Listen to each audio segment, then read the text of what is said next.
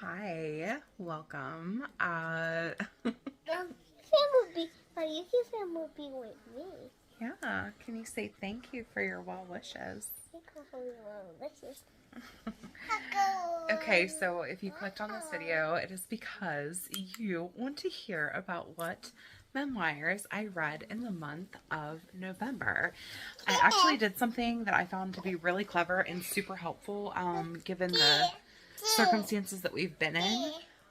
I filmed the wrap up with each book as soon as I was finished reading it. So I shared my most authentic thoughts and really got to what I loved or didn't love about the memoir that I read. I read several good memoirs, and I'm just going to go ahead and get right into it. So thank you so much for being here. Okay, so I just finished Kitchen Confidential by Anthony Bourdain. I don't rate memoirs because I don't feel like I should. But did I enjoy it? I enjoyed it. I enjoyed hearing his voice narrating his book. I enjoy his kind of rock star way of being in the kitchen, and apparently that's very common. I enjoyed hearing about how passionate he is about the kitchen. I found it to be fascinating to hear about all these different times that he technically failed. Like the amount of times that he ran a restaurant into the ground was kind of awesome. Honestly, who would enjoy it? People who are passionate about food, people who have been a line cook, people who have worked in the restaurant industry. I found it to be, I've been a waitress in many different places, including New York City. And a lot of what he was saying was so true, and I wish that I had read it earlier. But who would not enjoy it? People who don't care in the slightest about food. There were some times where I was like, oh gosh, I didn't realize how much. I don't know why, because it's called Kitchen Confidential, but there were some times where I was like kind of tuning out, where I didn't find it to be that fascinating. I was kind of hoping for it to be a little bit more about his like personal life, but I still enjoyed it. And again, I know nothing about cooking. I don't care about cooking. I don't care that much about food. I like to eat food, but I know nothing about different styles of cooking. I know nothing about anything, and I still enjoyed it. So yeah, that is Kitchen Confidential by Anthony Bourdain. Okay, so I just finished Wave by Sonali Darren-Yagala. So it's 2004. Sonali is on vacation with her husband, her parents, her two boys in Sri Lanka. And suddenly she looks out the hotel window and there's a wave coming right at their hotel. I looked it up. This tsunami, it traveled 500 miles per hour, the speed of a plane that it traveled across the Indian Ocean to literally kill, I think it was 500,000 people. Sonali's parents, her husband, and her two boys ended up dying. She lives. So suddenly she's no longer a mom, she's no longer a wife, she's no longer a daughter. She lost everybody in this wave. And the story, the memoir, is her telling her aftermath. Like, what is that like? How was she found? What was she doing? What were her thoughts? How did she get through this experience? Do I feel the need to ever read it again? No. Do I feel the need to have it on my... Actually, on second thought, maybe I should get it, because I will tell you that, who do I recommend read it?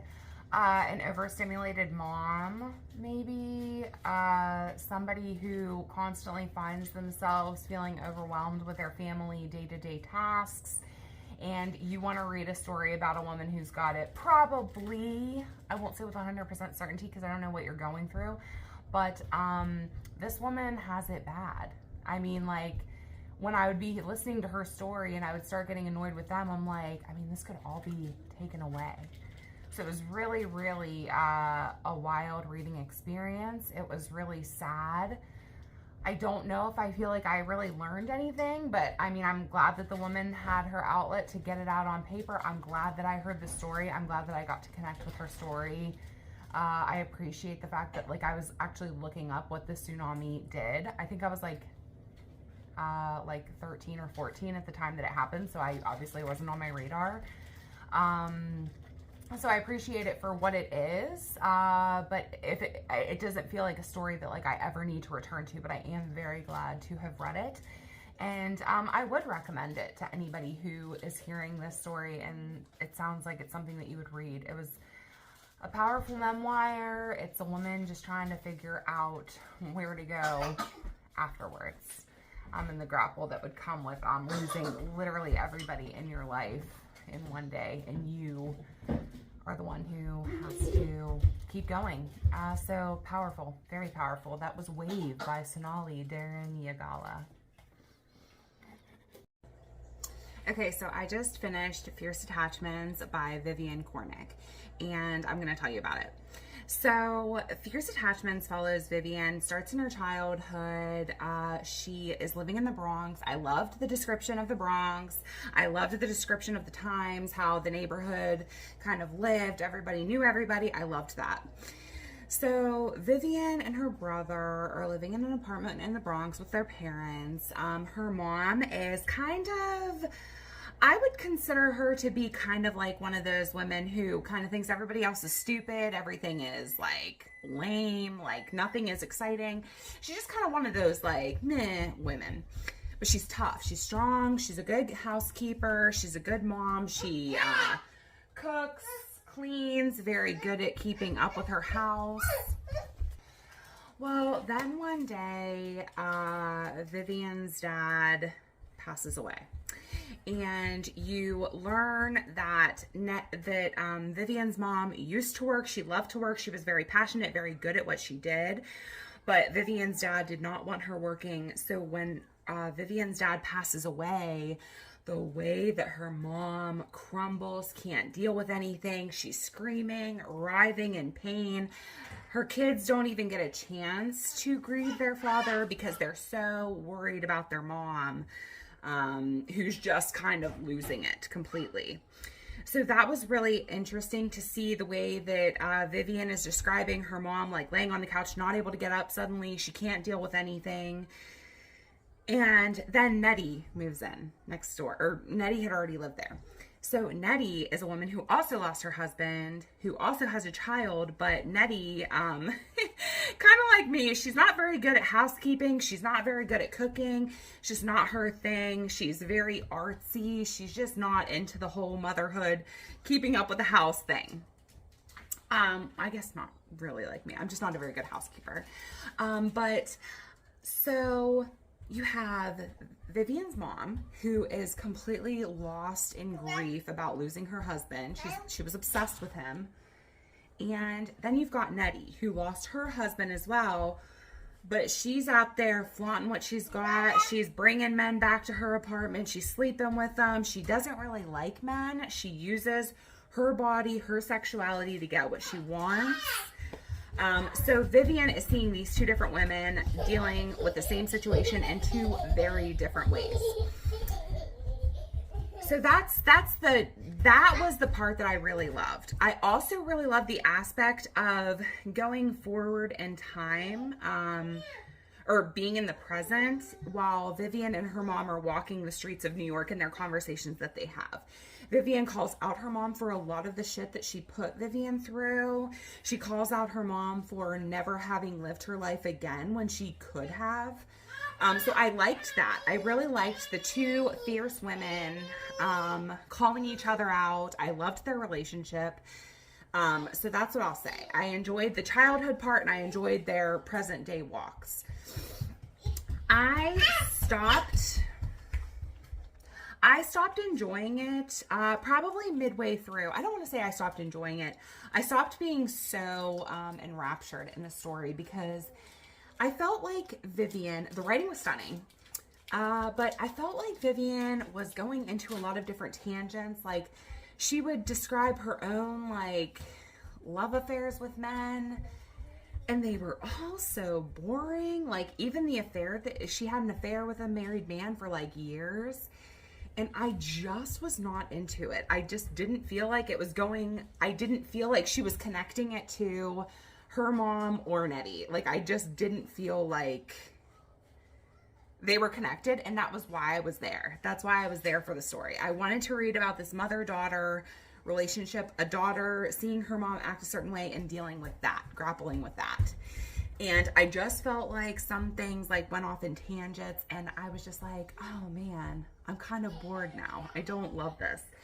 But towards the end, it kind of full circles back to her mom, her relationship with her mom's way of dealing with things, how she felt about the fact that her husband had her stop working. What would she say to him now if he was still here and didn't want her to work?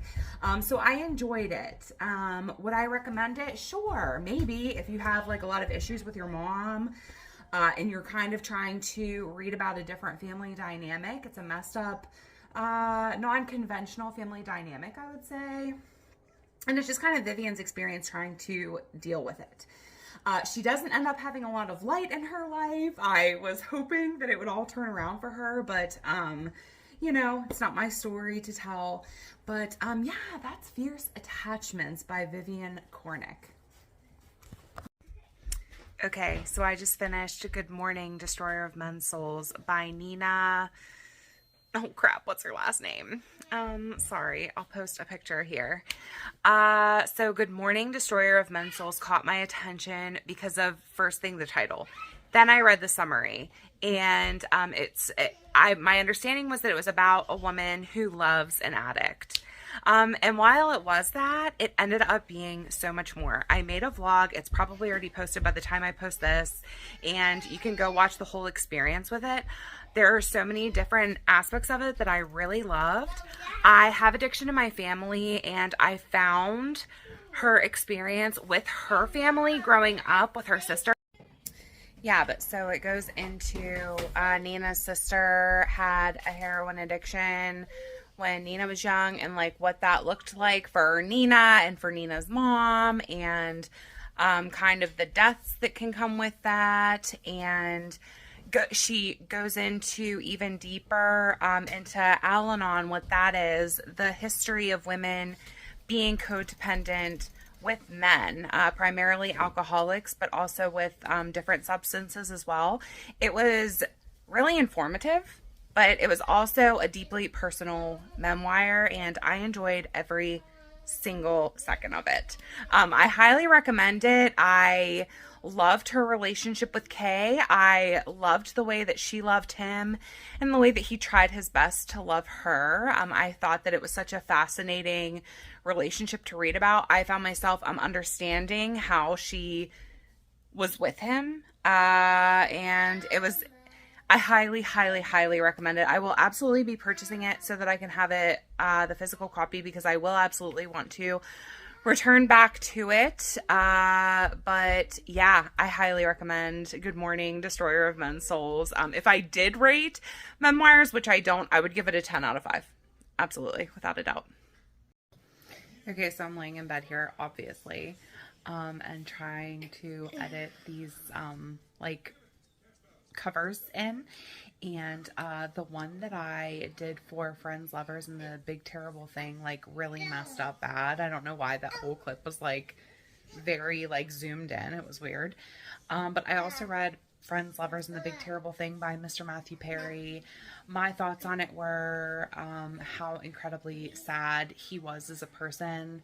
It just goes to show just another famous person who came off to be the funniest, the happiest, the silliest, and actually they were the one struggling the most. His entire life he struggled. It was very interesting to hear that when he was just a baby, a doctor prescribed, I think it was barbiturates.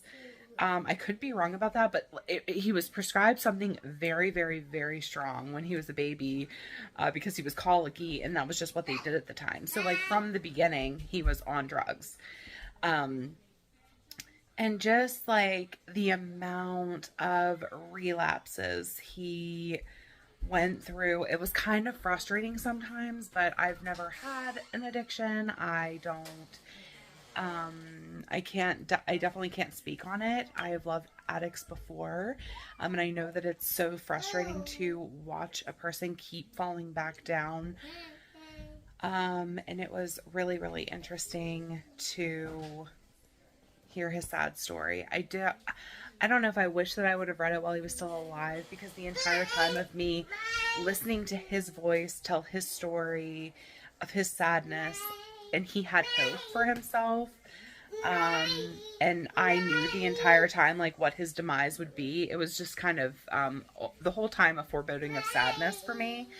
So that was tough, but yeah, that's kind of how I felt about that. If you're a fan of Friends, if you enjoy memoirs, I thought it was enjoyable. Yeah. Okay, so that is the end of my November memoir wrap up. I do have 2 other books that I read that were kind of cozy reads, so I will make that a different video, super short. Let me know if you enjoyed this style, like the immediate wrap-ups, or if you prefer like a sit-down video, because I'd be interested to know. I just didn't want another wrap-up to be 45 minutes because that's so wild. So this way kind of kept me like really like, okay, short videos. So yeah, and the total that I saved by utilizing my library, whether that was audiobooks or Kindle, was $35.93. So a low amount, but pretty good, you know. So yeah, that is the end of this wrap up. Thank you so much for watching. I'm